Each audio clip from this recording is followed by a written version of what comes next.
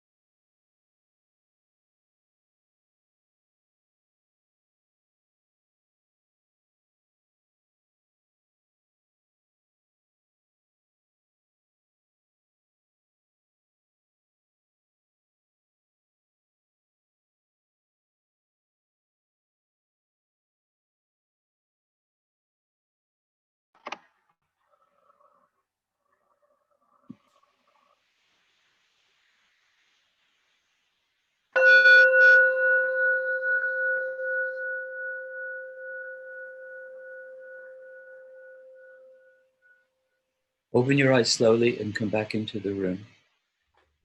We have about 15 minutes left.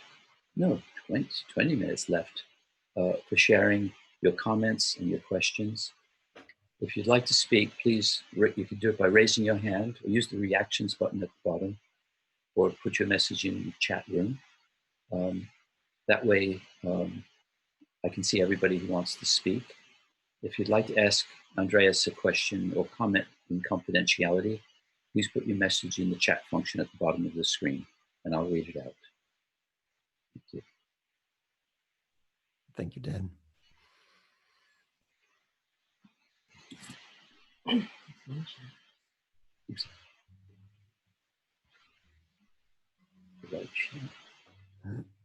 Terry?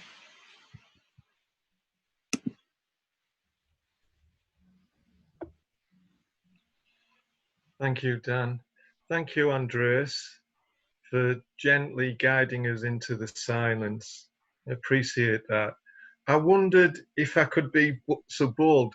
Could you read that passage again, please? Sure. It's great, isn't it? And Yeah. is it from chapter 29? 29, 5. 5, thank you. First section. There is a place in you where this whole world has been forgotten, where no memory of sin and of illusion lingers still. There is a place in you which time has left, and echoes of eternity are heard. There is a resting place so still, no sound except the hymn to heaven rises up to gladden God the Father and the Son. Where both abide are they remembered, both. And where they are is heaven and is peace. Oh, it's beautiful. Terry, I'm glad you asked to read it again because I love that. It's beautiful. That was great, Andres. It just coincided with the train going. There's a train track outside my house, so I didn't hear a word of that. Never mind. I think I got the gist of it earlier, and it coincides beautifully with what I wrote this morning on the pull of God, if you like, Yeah. and how it's incumbent upon me to yield to that pull, to surrender into it, to trust it, just to let go into it, that I'm looked after, that all is well. Just relax, let go. And I think the meditation practice is the kind of empowerment of that process, if that's the right phrase. Mm-hmm. Did you have an experience while you were entering into meditation, or what was your experience of approaching the stillness within you? Me personally, I don't tend to get experiences in meditation. I just trust that. I mean, I meditate every day. It is my path. And I try not to judge what happens, because I think whenever I judge, I think it's just my ego evaluating, and I think it's my place just to show up, just to be there and trust whatever happens, and try not to put a judgment on it. That's me personally, Andreas. I'm not saying I'm right, but that's what feels right for me. It's a wonderful attitude to be gentle with yourself, not to having to perform anything or being right in this meditation or doing it correctly. And it's more, as you said, it's me showing up and opening up for whatever is possible in this moment, and maybe it's sometimes nothing seems to happen, but I'm sure that every effort, how big or little it may be, is being used for the overall awakening. So thank you for that. Thank you for sharing that, Terry.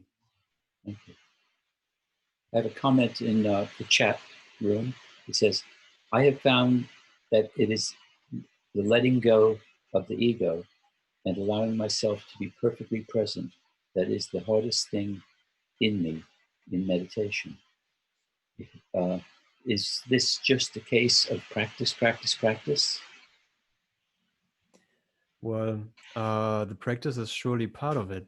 Like, as Jesus says, an untrained mind cannot accomplish anything. You know, it does take our effort to align our mind with the mind of God, because, you know, we're so confused, and the mind is so turned upside down in its thinking that it does need well, a training. It does need a training period. It does need a daily, how you say, a new decision every day to be about our Father's business, so to say. Like, uh, there's no certificates or no um, anything that you can take over from the previous day to rest on. It's a new decision in every moment, if you want to put it that way, and a new attitude that forms.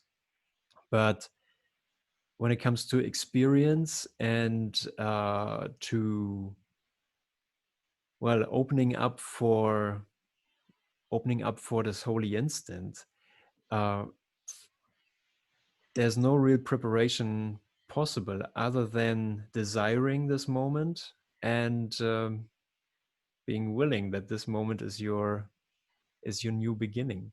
For now, you know, there's no time, so we only remember now.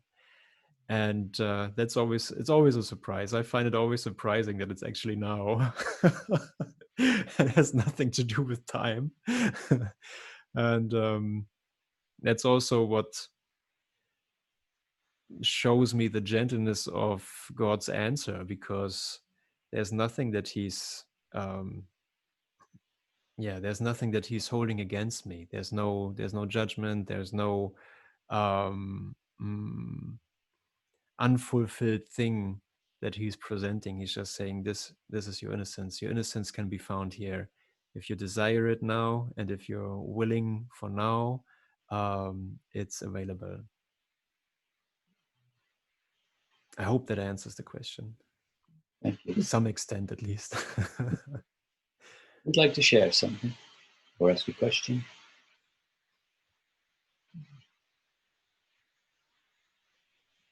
I'd just like to say that, oh, Celia, go ahead, Celia. Right. I would just like to say that I had a wonderful meditation then. Thank you for those words, because they really gave me the right climate to be in. But I find that often in meditation, I have the words, but I stay with the words, and I can't go forward. But you said that it's absolutely the desiring, the wanting to be with God in that moment that can actually propel you into the space beyond the words, and that is wonderful, and I had that experience, and I'm very grateful. So thank you. That was lovely. Thank you. Thank you, Celia. And in the workbook, he talks about the effort, you know, like the effort to not to deviate or not to wander off with other thoughts, you know. And he says you can tell real rest from sleep, because if you arrive in real rest, or if you feel the peace of God, you feel refreshed, because the ego also offers rest, and it's basically falling asleep. So in that lesson, he also says that it is worth every effort not to wander off, but to realign yourself. Okay, come back, you know, come back to that thought that aligns you with the present moment, that aligns you with God's presence. And I always find this helpful, just to not to stop for anything less than the peace of God, that's present. And to me, I don't know, maybe your experience is similar, but to me, I find this very helpful, that I am worth the effort. And not only I am worth the effort, but that when I change my mind, when I heal, I'm not healed alone. So we are all worth my effort, so to say. Just like my private practice and my private, I'm aligned with God, and, I don't care about the rest of the world. But since minds are joined, the effort to align myself has to include everyone. All my brothers are included in that. So it's not, the power of our mind is beyond our comprehension. So yeah, thank you for every little effort that we're doing in this. Would like to share?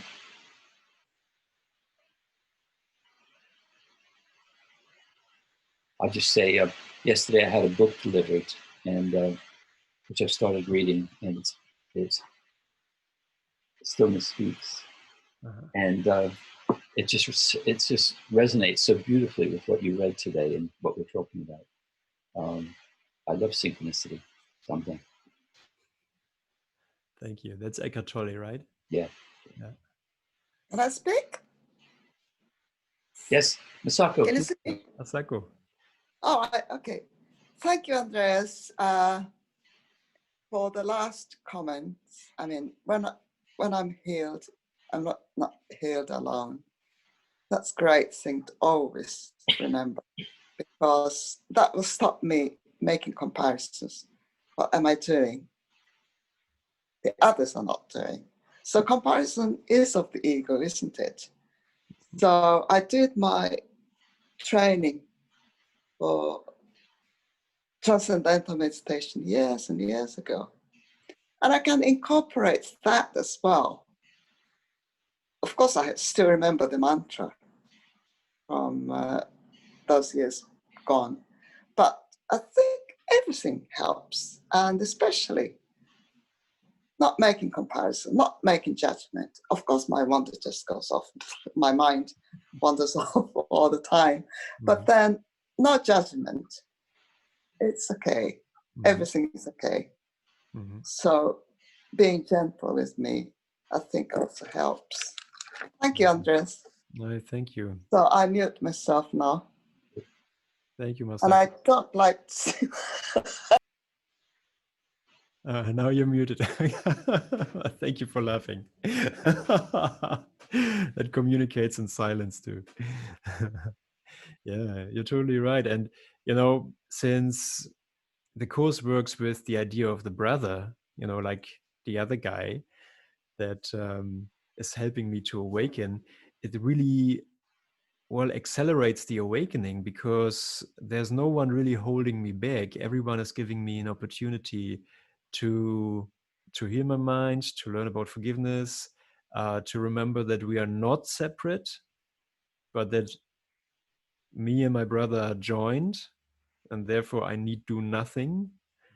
So these are all unique hints from A Course in Miracles that he gives us, that our perception of lack of self-worth or lack of anything within us is completely denied by Jesus. You're not lacking anything, because we are one, and we're still as God created us. So you're absolutely right when you say any comparison is invalid. Absolutely invalid. So let me approach this again. Let me approach this moment again, and go with the strength of, God and the love of God. This is something that helps me a lot. God is love, and He's helping me to restore communication in my mind, and my brother is with me. Thank you for that. Saskia, would you like to share?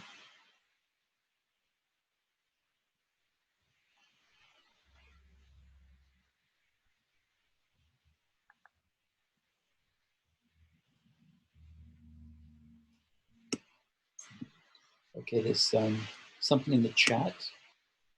I will open it. It says, this is from the person who asked something in chat in the beginning. So if you have a strong conscious desire and a deep unconscious resistance, how do you proceed? How do you proceed? Okay. Good news are resistance does not make decisions. So if there's a block, the block doesn't tell you what to do. You're still choosing. Fear is not making decisions for you. You can, well, observe or become aware that, okay, there is resistance, or I am in fear, or I feel unworthy, but I'm still making the decision to experience the miracle that's behind this moment. Let me see this, how God sees this, or how the Holy Spirit wants to show me this. So you might be in strong resistance. And of course, you can always say, okay, I'm not ready. I'm too much resisting, and this is not fun. And I'll come back later. I get my coffee first or my tea. But you can also say, no, it doesn't matter. Like, I'm in resistance, but I need the solution now. I need the alternative now. And I open up for it now, whatever way it shows up. Holy Spirit, help me. I need help with this. I don't know how to do this. I'm in resistance, but I know the love of God and the peace of God feels much better than what I think and whatever my resistances are. And I'm here. Father, I'm here. Help me. Thank you for this moment. Thank you. It's beautiful. Saskia, you raised your hand. Do you want to say anything?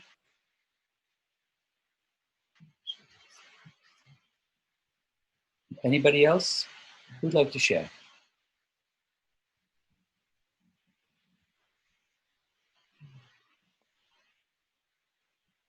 And Dennis, please go. Take yourself off mute, Dennis.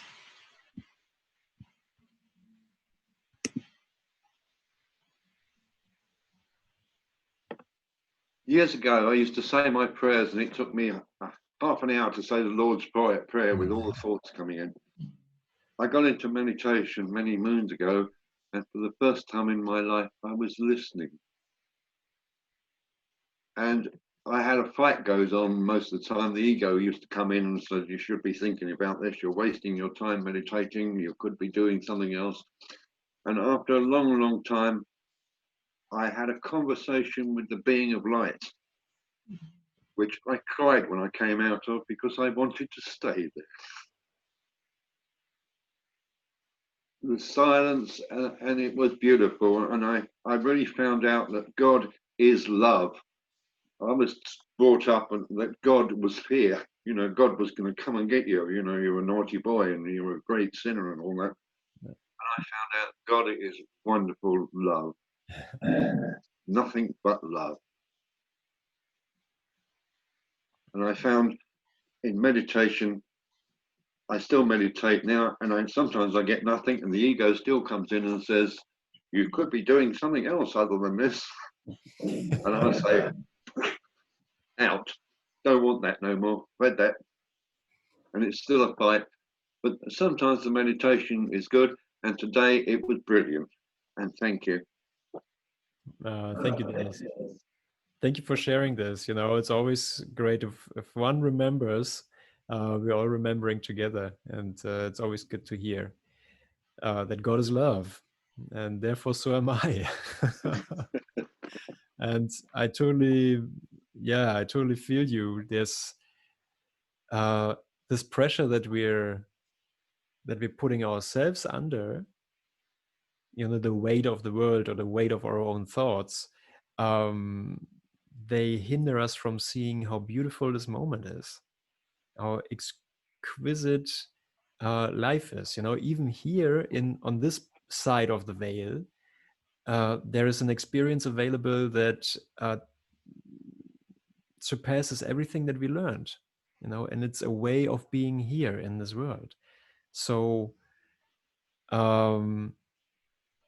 this is a surprising thing, because I myself, and I meet also other brothers on the path who say, well, I just want to leave the world behind. You know, it hurts. I want to get back to heaven. I want to wake up. This place is hell. But the Course offers a reinterpretation of everything that we perceive. There's a replacement for the entire world that we perceive, that we hold in our mind, that we project. And so there's a complete gentle and holy vision available for this. And I don't know how long we will take to accept this vision and to accept this alternative, but in the end, it doesn't need anything. It doesn't need time at all. You know, it's just an idea that we need a lot of time for this. And this is where I'm so grateful for A Course in Miracles, because I don't know how he's doing this. I don't know how Jesus is actually doing this, but he has a way of getting us where we believe ourselves to be and lifting us into a new sphere, or a new sphere of perception. And all of a sudden, everything has changed. You know, the form still looks the same, but the way how we perceive it is conflict-free. And that's a miracle. And it's a miracle that we can hear this and accept it as an experience. And yeah, everyone is called, but not everyone chooses to listen yet. But I need to listen, you know, I need to listen and answer. So this is where the turning point is, right here. Okay, we've come to the top of our hour, and thank you, Andreas. That was wonderful, and thank you all for being here and sharing this together. Please take yourself off mute, and you can thank Andreas. Thank you, guys. Thank you, Dan. Thank you, Andreas. That was Lisa. lovely. Thank you. Thank you, everyone. Full day. Andreas, that was really lovely. Love to you. you all. Thank you. Love from the German dream. Amen. You. Next week. Bye. Bye, everyone. Bye, everyone. Bye. Love. Bye. Bye. Bye.